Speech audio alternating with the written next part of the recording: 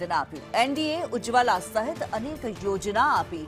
રોજગાર ગેરંટીમાં 125 દિવસનો રોજગાર મળશે।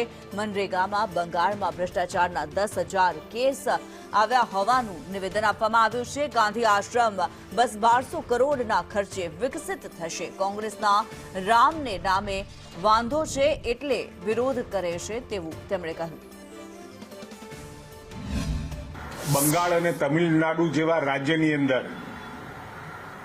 મનરેગામાં કરપ્શનના લગભગ 10,000 કરતાં પણ વધારે કેસ નોંધાયા અને પરિણામે આખી યોજનાને પુનઃ વિચાર કરવાની જરૂરિયાત ઊભી થઈ।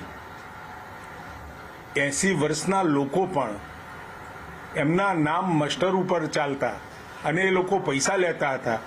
આ રીતની પરિસ્થિતિ આખી યોજના ફરીથી વિચારવાની જરૂર પડી અને એના કારણે આ જે યોજનામાં આમૂલ પરિવર્તન કર્યું છે, પરંતુ આ લોકોને તો રામના નામથી વાંધો છે એટલે વારંવાર આનો વિરોધ કરી રહ્યા છે। પરંતુ હું એટલું ચોક્કસ કહી, એ આખી આ યોજનાની અંદર દેશના ગરીબ વ્યક્તિને રોજગાર વગર ક્યાંય કોઈ હાથને કામ વગર ન રહી જાય એની ચિંતા કરવામાં આવી છે।